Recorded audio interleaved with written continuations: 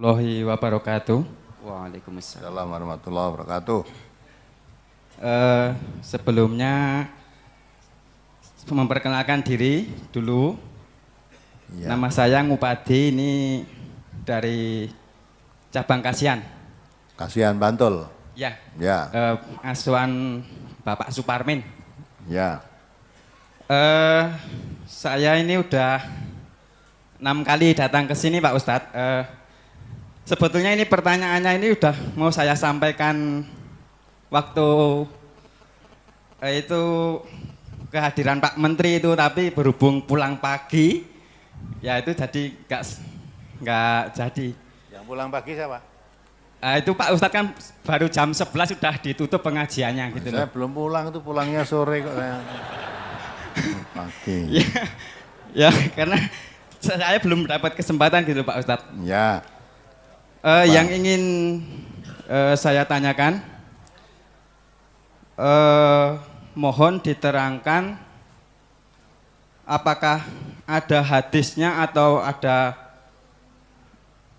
di dalam Al-Quran tentang larangan menembok makam atau mengijing. Lantas, kalau orang di kampung saya itu, kijing itu hanya dipakai untuk tetenger. Kalau nggak ada kijingnya, yang dikhawatirkan itu besok kalau mau acara ngirim, itu nanti bingung gitu.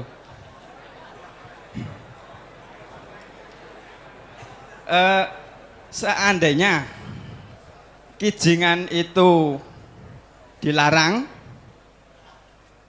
apakah kalau hanya ditancepi semisal itu tanaman hanya untuk tengoro saja, itu apakah boleh atau tidak? Enggak, saya tanya dulu, orang mati kok mbok dikirimi apa toh?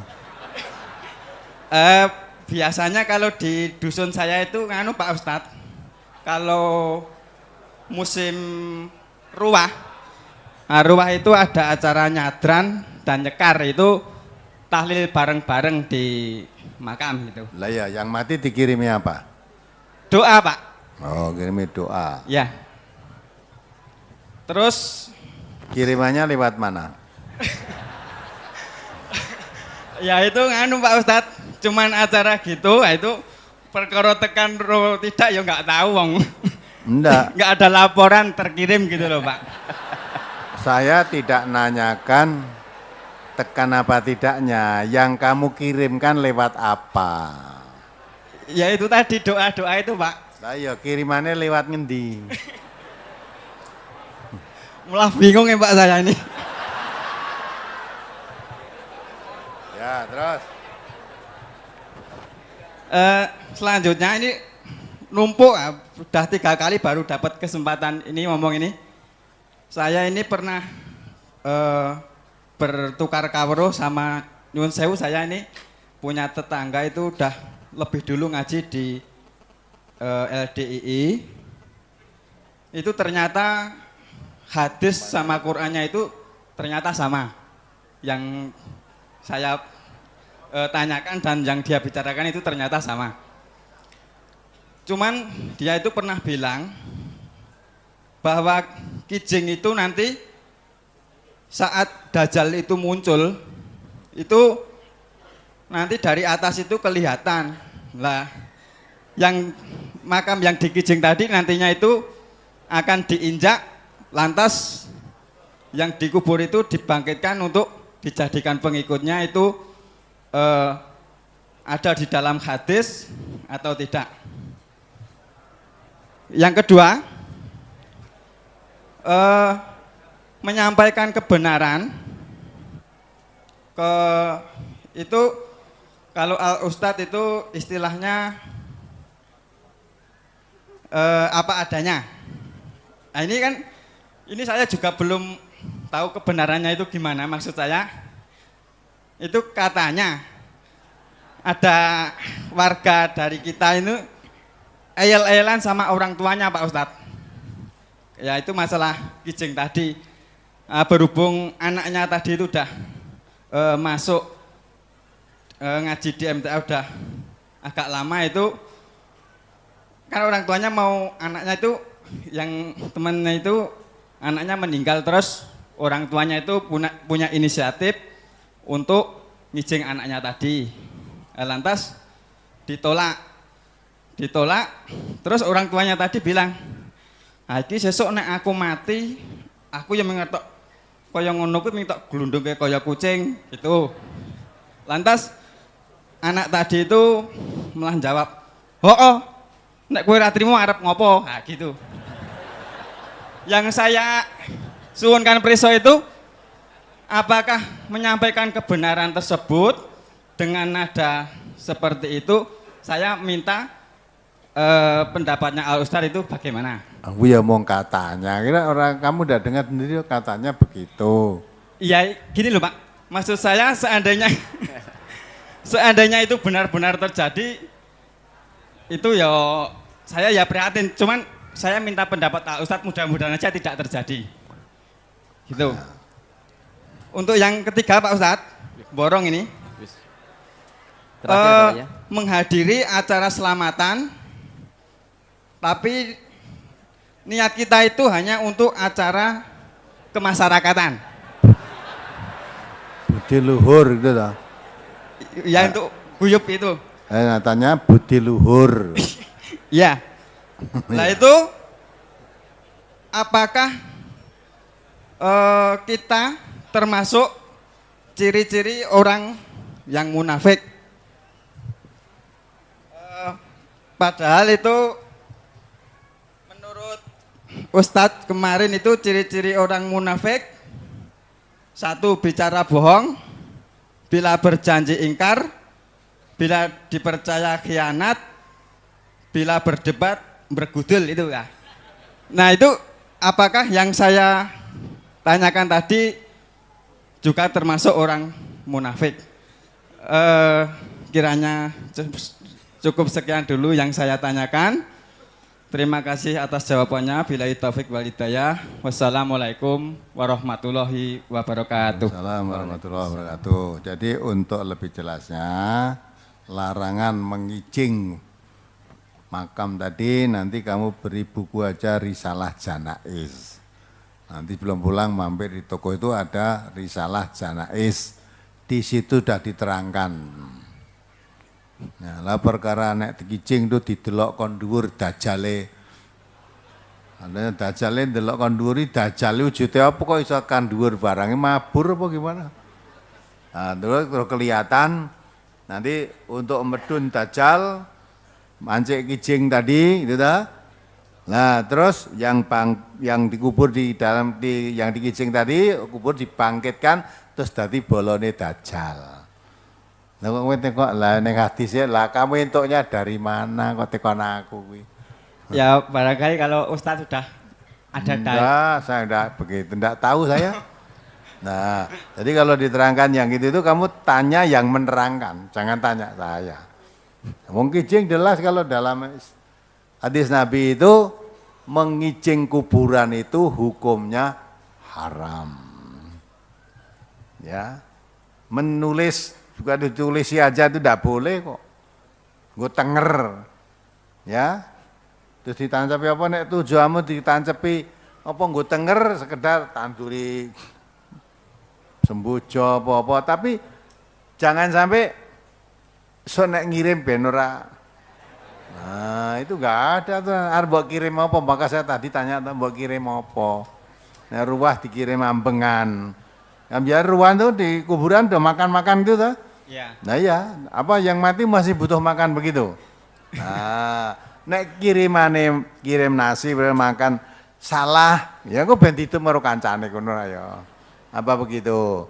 Kirim doa ya, kirim doa apa harus datang tiap ruah tuh. Nah, kalau kita berdoa itu bukan berkirim, memohon. Doa kok kamu kirimkan ini piye? Doa itu permohonan, memohon kepada Allah supaya yang meninggal itu diampuni dosa-dosanya, bukan dikirim. Nggak apa mati dikirim donga itu. Doa itu permohonan. Allahumma firlahu warhamhu, mohonkan ampun pada Allah. Allahumma fir lil mu'minina wal mu'minat wal muslimina wal muslimat al ahya'i minhum. Itu sudah ke masalah doa didoakan dari rumah boleh. Kita mohon doa itu kepada Allah supaya yang mati itu diampuni dosa-dosanya. Ya dah? Doa itu enggak datang ke kuburan tadi bukan kok nera dikijing ku hilang tengerin enggak. Ya.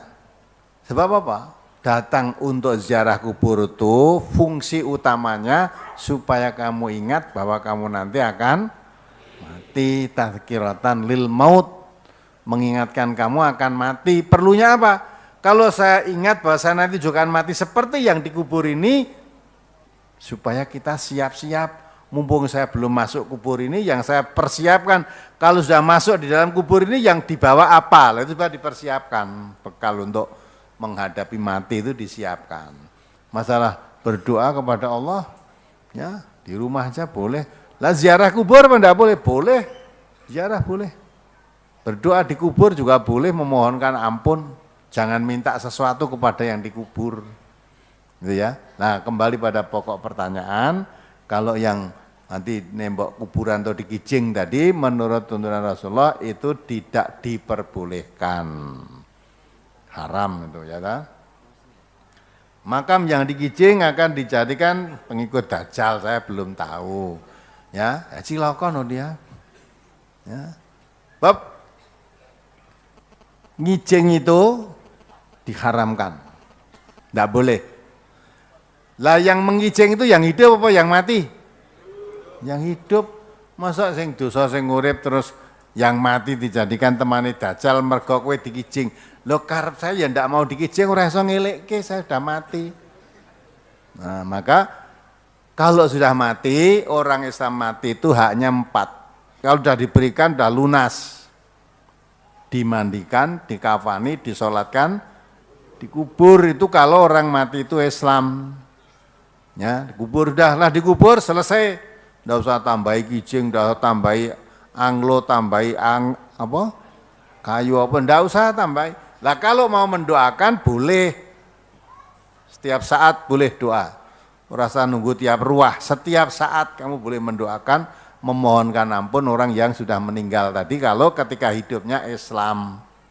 Kalau hidupnya dia Muslim, beragama Islam. Boleh. Sesekali ditilihi ziarah kubur, menengok kuburnya boleh enggak? Boleh. Tapi tidak harus kuburnya baik, kuburnya bapaknya, kuburnya siapapun boleh. Karena tujuan yang ziarah kubur itu supaya yang hidup menziarahi kubur tadi ingat bahwa dirinya akan mati masuk kubur seperti yang ditengok tadi. Gitu ya. Nah coba kalau kamu mati haji itu, sekarang dikubur di sana, kapan lah mau nilai? Mati dikubur di haji sana, di kuburan pakai sana. Besok tahun depan saya tak haji sambil nilai kuburan bapak saya. Wis tekok ora nek wong ngerti. Haji terus nilai kuburane Pak Kundemen meninggal dunia dikubur di Bake itu katanya di mana kuburan saya mbok teko ini sapa ora nek sing ngerti. Ya kirimane ra tekan ora ngerti kok. Nah, itu ya. Jadi jangan istilah mengirim. Orang mati tidak butuh kiriman apa-apa.